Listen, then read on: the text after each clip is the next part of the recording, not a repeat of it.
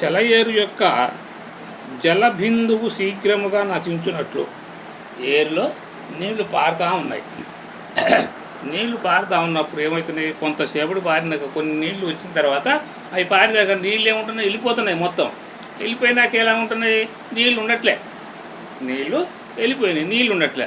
అలాంటప్పుడు అది ఎలా ఉంటుంది, సెలయేరుల వల్లే పారుతున్నాయి, బాగానే పారినాయి, కానీ తర్వాత నీళ్ళు చుక్కలేదు. అలాంటిదే ఈ శరీరము కూడా కొంతకాలం అయిన తర్వాత శిథిలమైపోయింది. అలాంటి శరీరము గురించి ప్రజలు కొలది రోజుల్లో మరి పొయ్యే శరీరం కోసం మరి ఎందుకు ప్రయత్నం చేస్తున్నారు? కాబట్టి ఇది ఎప్పుడు కూడా పొయ్యేడు శరీరమే. కాబట్టి ఈ యొక్క శరీరం కొలది రోజుల్లోనే అప్రయత్నంగా పడిపోతున్నది ఈ శరీరము. అందుకే అన్నది ఏం చెప్తున్నారు, మనిషి బాల్యం, యవ్వనం, కౌమార్యం, వృద్ధాప్యం ఇవన్నీ కూడా బాల్యంలో ఉంది ఆటపాటలతో ప్రయత్నం అయిపోతుంది.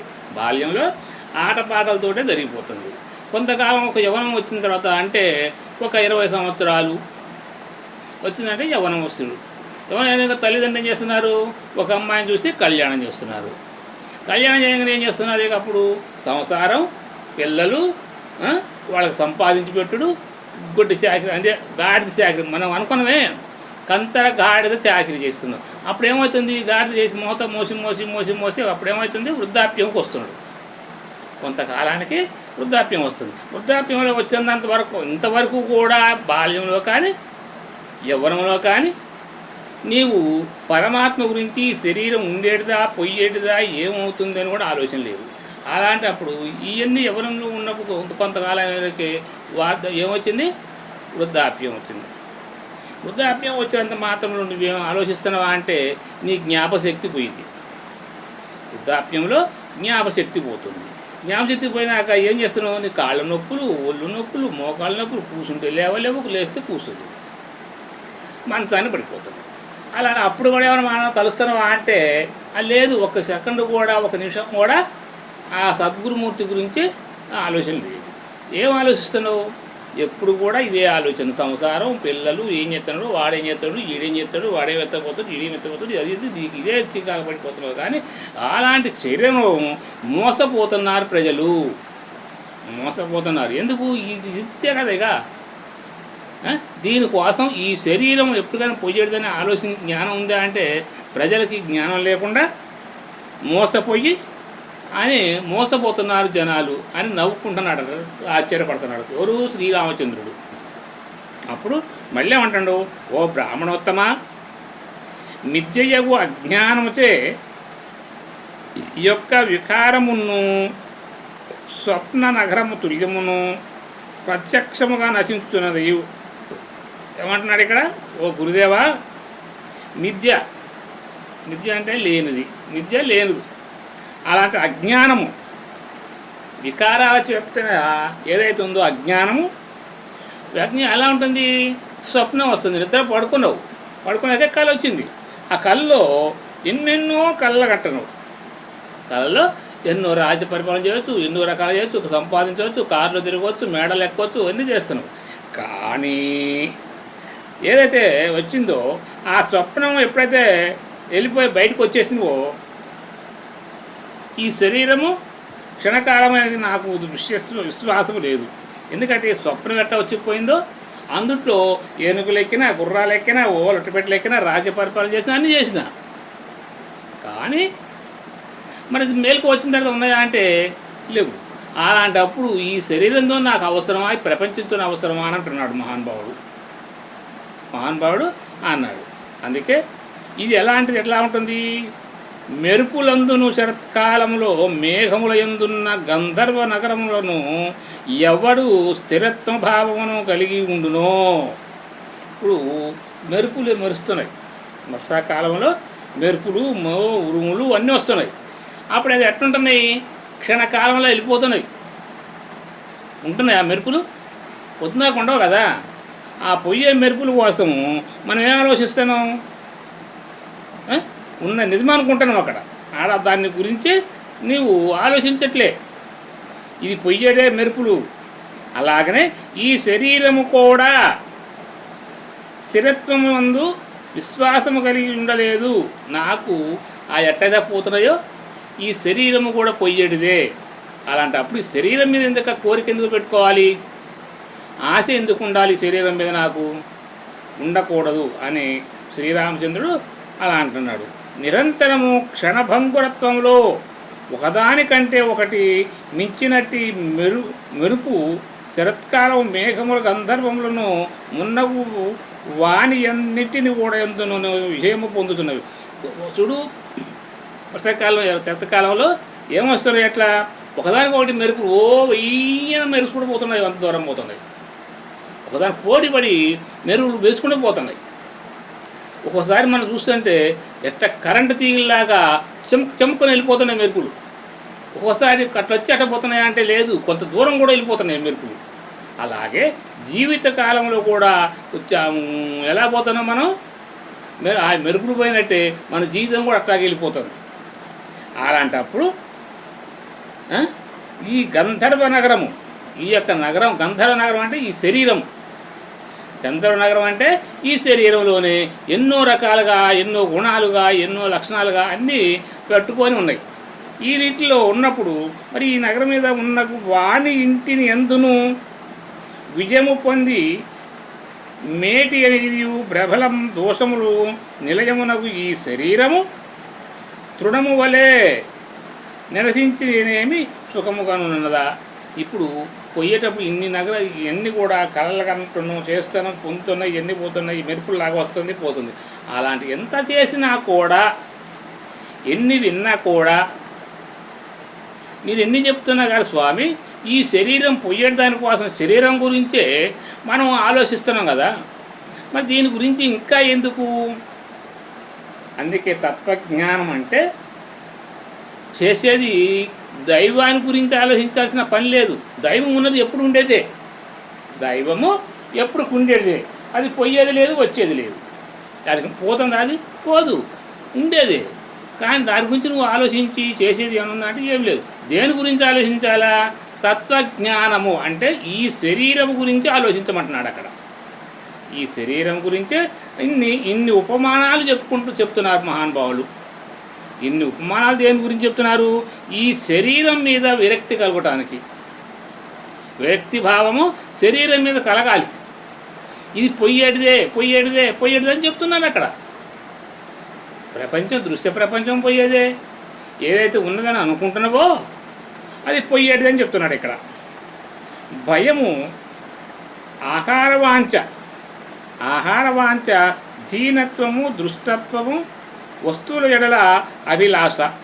ఇప్పుడు ఈ శరీరం పోషించుకోవడానికి తినాలి, కానీ ఇదేమంటాడు?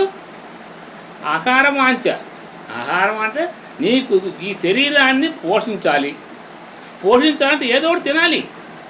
అలా కాకుండా అది రుచి ఉంది, ఇది రుచి ఉంది, అది ఆ ఆహారం కావాలా, ఈ ఆహారం కావాలా, పంచభక్ష పరమాన్నాలు కావాలి దీనికి అని అంటే నువ్వు పంచభక్ష పరమాన్నాలు పెట్టినా ఉంటుందా? ఈ శరీరం నిలబడదు కదా. కానీ శరీర పోషణ కోసం నీకు శరీరం ఉన్నప్పుడే ఆ దైవాన్ని వెతుక్కోవాలి. దీపం ఉండగానే ఇల్లు చక్క పెట్టుకోమంటున్నారు. దైవానికి దీపం ఉండగానే ఇల్లు చక్క పెట్టుకోవాలి. చక్క పెట్టుకోవాలంటే ఏం చేయాలా? ఈ శరీరం ఉండగానే దైవాన్ని ఎత్తుక్కోమంటున్నాడు అక్కడ. శరీరం పోయిన తర్వాత దేంతో ఎత్తుక్కుంటావు? చేయలేవు.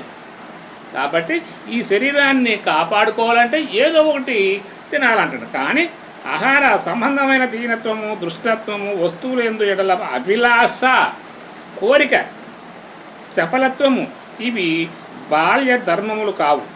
కావున బాల్యము కైవల్యము దుఃఖముతో కొరకే అయి ఉన్నది. కాబట్టి ఇవన్నీ కూడా ఎవరు ఆలోచిస్తున్నారు? చిన్నతనంలో ఆలోచిస్తారు. చిన్నతనంలో ఆలోచించి నాకు అది కావాలని ఇది కావాలని మారాం చేస్తారు తల్లిదండ్రుల దగ్గర.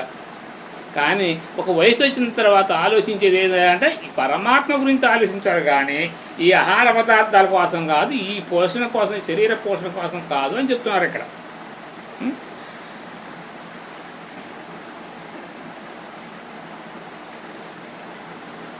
తాత్స్యార్థనము నుండి విడివడి తదుపరి మనుజుడు భోగోత్సమహంచే దూషితాంత కరుణుడై యవ్వనమున పొందును. అంటే బాల్యవర్ధనముల నుండి కూడా, చిన్నతనం నుండి కూడా విడివిడిగా తదుపరి మనిషి ఏం చేస్తున్నాడు? భోగోత్సాహంచే, అంటే ప్రపంచంలో భోగం, అన్నీ నాకు కావాలి, ప్రపంచంలో అన్ని ఉండాలి నాకని కోరుకుంటున్నాడే కానీ దూషితాంత కరుణుడై యవ్వనమును పొందును. కానీ ఎన్నిటి వల్ల యవ్వనం పొందేసి, యవ్వనం మీద నీకు అది కావాలా, పెళ్ళి కావాలా, పేరెంటం కావాలా, అది కావాలి, ఇది కావాలని కోరుకుంటున్నవే కానీ దీని ఫలితమే కాలేకపోతున్నావు. దాని ఫలితం తర్వాత ఏంటిది అని తెలుసుకోలేకపోతున్నావు. కాబట్టి హృదయ బిందువందున కామ పిచాసము వివిధములకు భయభ్రాంతులకు హేతువై ఉన్నది. హృదయమందు నీకు హృదయంలో ఏం ఆలోచించాలి? అందుకే చెప్తున్నారు బాగా, హృదయ గంధి విడుటకై తనయదా గురునికే తెంచి. హృదయ గ్రంథి అంటే హృదయంలో పుండు పుట్టింది, హృదయంలో పుండు పుట్టింది. ఆ పుండు ఎక్కడికి పోతుంది? వైద్యుని దగ్గరికి పోవాలి. హృదయంలో పుండు పుట్టింది, ఆ పుండు పోవాలంటే ఏం చేయాలా? వైద్యుడి దగ్గర పోవాలి. వైద్యుడు ఎవరు? ఒక గురువు దగ్గరికి చేరుకోవాలి. అందుకే ఏమంటున్నాడు ఇక్కడ, హృదయము బిలమందున కామ పిచాసమని వివిధములకు. ఇక్కడ ఏమన్నాడు? ఇక్కడ కామ పిచాచము. నీకు హృదయంలో ఏం పట్టింది అంటే కామము, బాగా కోరికలు పెట్టుకున్నాయి. ఎందుకు అట్లా కోరికలు అంటే అన్నీ కావాలని కోరుకుంటున్నావు. దానివల్ల ఏమవుతున్నాయి? భయభ్రాంతులకు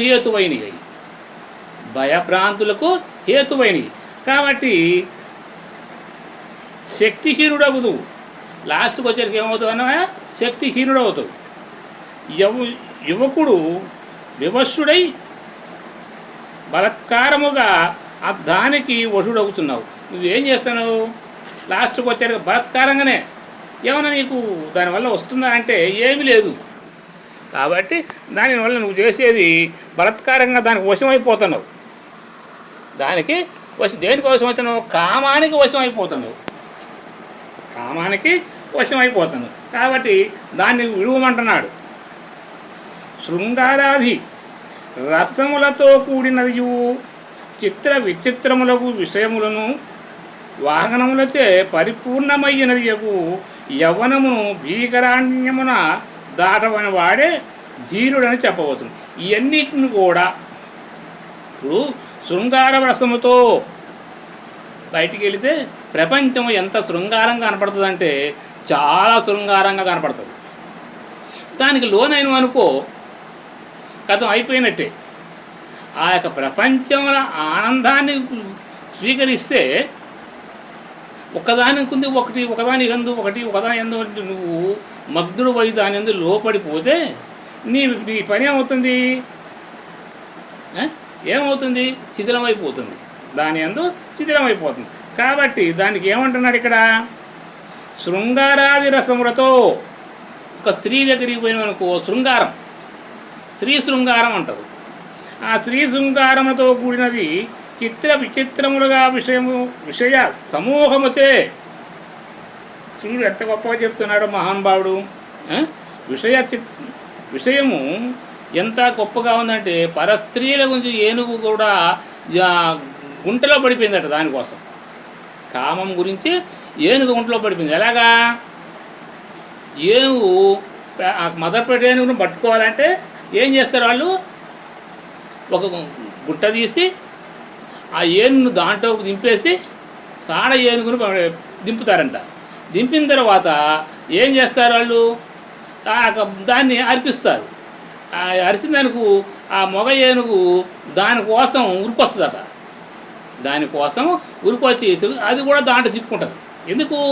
దానికి యవ్వనం అలాంటిది. అందుకే అన్నది శృంగార రసముతో మునిగిపోయి ఆ శృంగార రసంలో నీ కామం అనేది కంటికి మబ్బేసి కళ్ళు కనపడకుండా మోసపోయి నీ శరీరాన్ని నీ క్షీణింపజేసుకునే పని నీకు దీంట్లో ఉన్నదని చెప్తున్నాడు. పరిపూర్ణమైనది యగు యవ్వనము భీకరారణ్యమున. అదే చెప్తున్నాడు.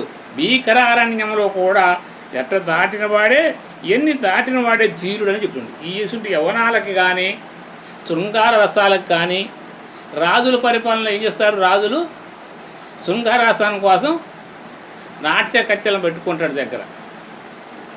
వాళ్ళకి ఏదైనా అనిపించినప్పుడు ఏం చేస్తారు, నాట్యాని కోసం వాళ్ళని తెలికత్తెల్ని వాళ్ళని అక్కడ ఉన్నట్టు కదా నాట్యం చేసేవాళ్ళు, వాళ్ళని దగ్గర తీసుకొచ్చుకొని ఆడిచ్చి వాళ్ళు రాజుల పరిపాలనలో అలా ఉంటారు.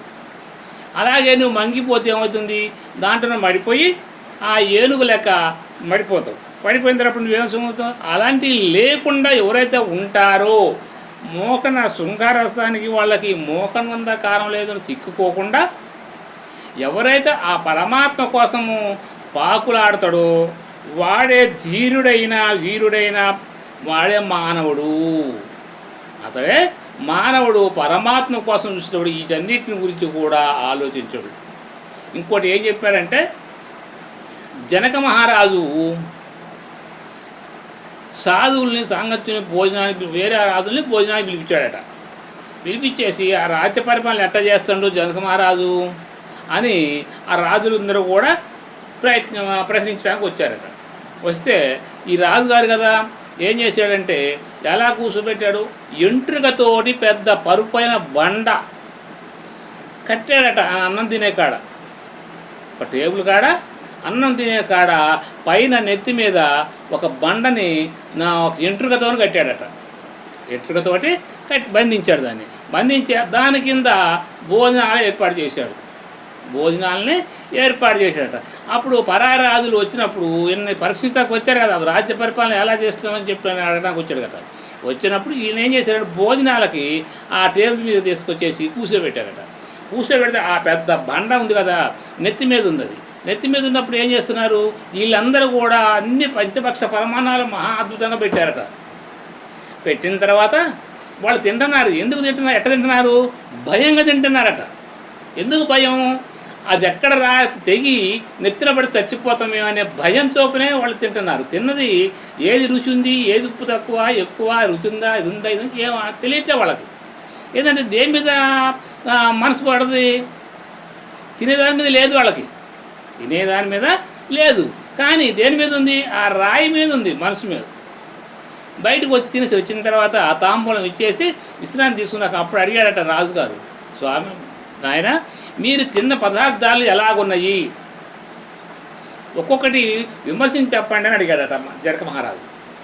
అడిగితే అప్పుడు అన్నాడు, ఓ తండ్రి మేము ఆ తినే పదార్థాలు మాకు దాని మీద జాసే లేదు, ఏది ఎలా ఉంది మేమేం చెప్పగలము, పైన ఎక్కడ బండ తగి పడి కింద పడుతుందో మేము చచ్చిపోతామని భయం ఉన్నాం, కానీ దాని మీద మాకు ధ్యాస లేదు, ఆ రుచి ఎట్ట తెద్దుదని అడిగాడట.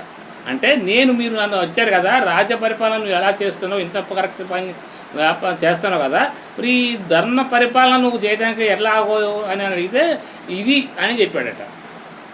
రాజు జనక మహారాజు ఎలా పరిపాలన చేస్తున్నావు అంటే ధర్మంగా పరిపాలన చేశాడట మహారాజు.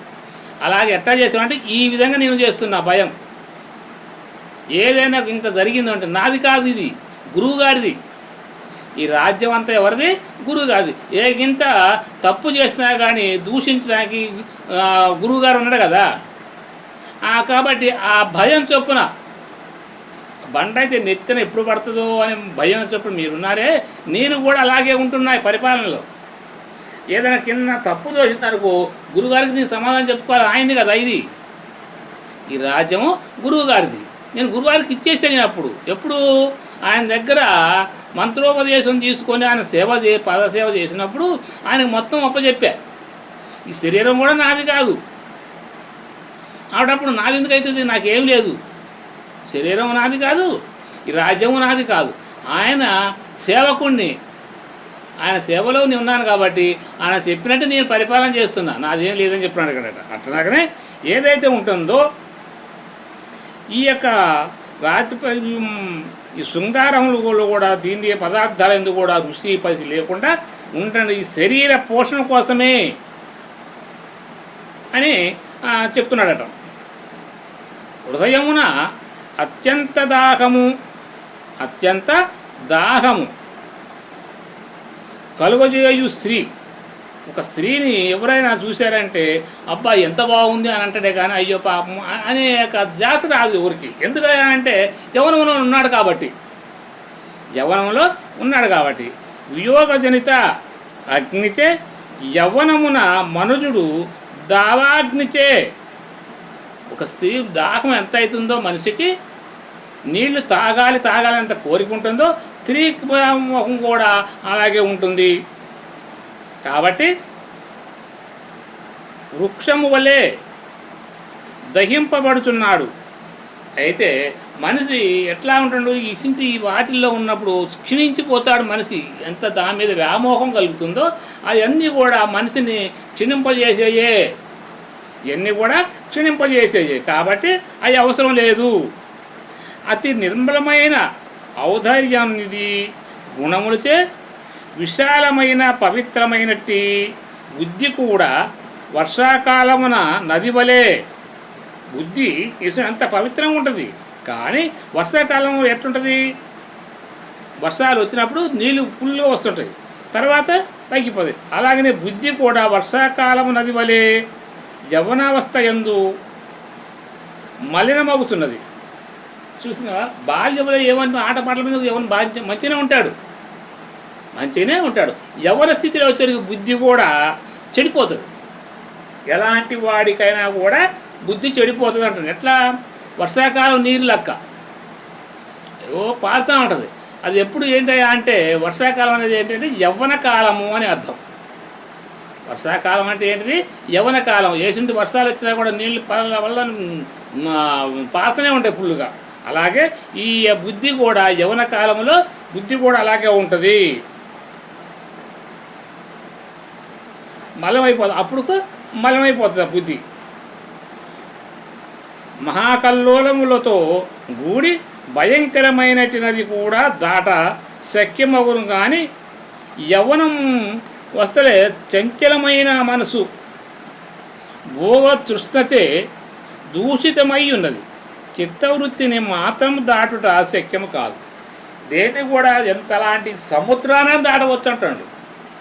సముద్రాన్నైనా దాటవచ్చు, కానీ ఈ యవ్వన స్థితి ఏదైతే ఉంటుందో దాన్ని దాటం మాత్రం శక్యం కాదు. ప్రతి మానవుడికి కూడా శక్యం కాదు. ఆహా, ఆమె సుందరమగు స్త్రీ, ఆమె స్తనములు స్థూలములు, అవి ఆమె విలాసములు, ఆమె ముఖము చంద్ర సమానమైనది ఇత్యాదిని తలచే యవ్వనమును మనుజుడు శిథిలభూతములలో కూర్చున్నాడు. ఇవన్నీ మంచి వయసులో ఉన్నప్పుడు స్త్రీ కనపడదంటే ఇవన్నీ కూడా విమర్శిస్తాడట. ఇవన్నీ కూడా విమర్శించి చెడిపోతున్నాడు అంటాడు. ఓ మహాత్మా, యవనావస్థ ఎందలి తృష్ణ జనిత దుఃఖముచే పీడితుడకు కాముకుని చిన్నమైన శిథిల తృష్ణ లేశము వలె అదరింపకగా ఉండును. ఈ యవ్వన స్థానంలో ఉన్నప్పుడు ఎవరైనా కూడా ఇలాంటి లోబడిపోతున్నారు. మానవుడు దుమ్మును లేవనెత్తి చీకటిని వ్యాపింపజేయును. మనం బయటికి వెళ్తే గాలి దుమారం వచ్చిందంటే మన కళ్ళు మూసుకొని పోతాం, ఎమ్మటే ఉండలేవు, ఎందుకంటే చీకటి అయిపోతుంది. అలాగే పెనుగాలి సాలెగూళ్ళను పాడు చేయనట్టు, సాలెగూడు ఎంతసేపు ఉంటుంది, గాలి వచ్చిందా అంటే సాలెగూళ్ళు వెళ్ళిపోతాయి. అలాగే రజస్తమో గుణములు, ఈ రజోస్తమ గుణములు కూడా ప్రాబల్య హేతువకు భయంకర యవ్వనము, ఇవి కూడా అంతే. ప్రయత్నములో సంపాదింపబడిన సమస్త సద్గుణ జాలములను నాశనమనపుచుండు. నువ్వెంత జ్ఞానం కలిగి ఉన్నా కూడా ఈ అవస్థ చూసిన ఆ సమయానికి ఈ రజోతమ గుణాలు మొత్తం కూడా ఈ జ్ఞాన నశింపజేస్తున్నాయి అంటున్నాడు అక్కడ. ఇది రజోగుణ తమో గుణం దీన్ని నాశనం చేస్తున్నాయి, కాబట్టి నేను తట్టుకోలేకపోతున్నాను స్వామి అని చెప్తున్నాడు ఇక్కడ.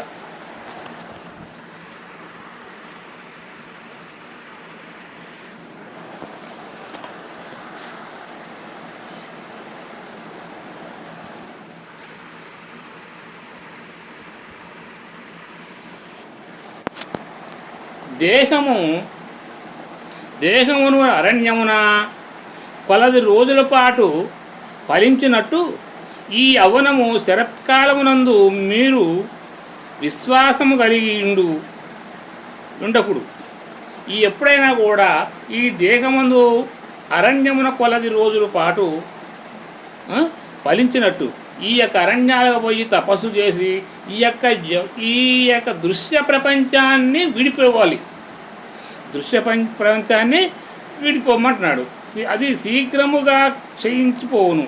అప్పుడు ఏమైందంటే నువ్వు పొద్దున్నేస్తే నువ్వు చూస్తూ ఉంటే ఈ ప్రపంచంలో వింత వింతలన్నీ కూడా నీకు కలగజేస్తాయి.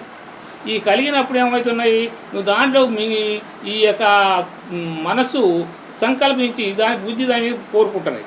అలాంటప్పుడు ఒక అరణ్యానికి పోయో లేకుంటే ఎక్కడో ఉండి చేసినట్టయితే నీకు ఈ క్షణం కనిపించకుండా ఉంటాయి. క్షణభంగురమైనటి యవ్వనముచే ఇది ఎంతసేపు ఉంటుంది, క్షణం మాత్రమే అది. అదేమన్నా ఉండేదా? కానీ నెవ్వడు మోహవశమున ప్రసన్నుడగును అతడు మహామూర్ఖుడే. దాన్ని కోరుకున్నాడు ఏంటంటే మూర్ఖత్వమే కానీ ఏం కాదు. కానీ అట్టి వాడు మనుషుల్లో పశువు అని తలంపబడును. అసలు దానికి లోబడ్డవాడు ఈ యవ్వనానికి స్త్రీ వామోహముకి వీటికన్నిటికి కూడా వశమైన వాడు చాలా మూర్ఖుడు, పశువు అని చెప్పవచ్చు అంటున్నాడు. మానమోహోజ్ఞానముచే ఏదో ఉన్మత్వకు యవ్వనమును సారము కలదని ఎంచి ఎవ్వడందు నిమగ్నుడగును అట్టి దుర్బుద్ధి శీఘ్రముగానే ప్రత్యత్తాపడును. ఏదో ఉన్నది దాంట్లో, ఈ శృంగార రసంలో ఏదో ఉన్నది ఏదో ఉందని కోరుకున్నవాడు ఎవడైతే ఉంటాడో మూర్ఖుడు. దాని యందు లోబడి ఉండకూడదు. దాని యందు ఉన్నట్టయితే అతడు శీఘ్రముగానే నిత్యంతాపడును. అది మంచిది కాదు అని చెప్తున్నాడు. సాధు పుంగవ, ఎవరు యవ్వనమును సంకటమును సులభముగా దాటి వేచురో వారే పూజ్యులు. ఏ ఋషులు తపస్సు చేయొచ్చు, అడవులకు పోయి హఠయోగులు కావచ్చు, ఎన్నో తపస్సులు చేయవచ్చు. కానీ ఈ యవ్వన హృదయంలో ఈ యొక్క శృంగార రహస్యానికి లోబడిపోయి దాని యందు బెండ్ అయిపోయినట్టయితే వాడు మానవుడు కాదు, వాడు ఋషి కాదు, వాడు ఋషి కూడా కాదు. అతనికి మనిషి అని చెప్పడం కూడా వల్ల కాదని చెప్తున్నాడు. పెద్ద పెద్ద మొసళ్ళు కలిగిన సముద్రము కూడా మనుషుడు సులభముగా దాటువాడు కలవాడు. ఎలాంటి ముసళ్ళున్నా కూడా పెద్ద సముద్రాన్ని కూడా దాటవచ్చు. కానీ కామాది ప్రవృతములైన పూర్ణమైన దోషయుక్తమైనట్టి పాడు యవ్వనమును మాత్రము కాదు. పెద్ద సముద్రాన్ని కూడా దాటవచ్చు, కానీ ఈ యవ్వనాన్ని మాత్రాన్ని కూడా దాటలేడు.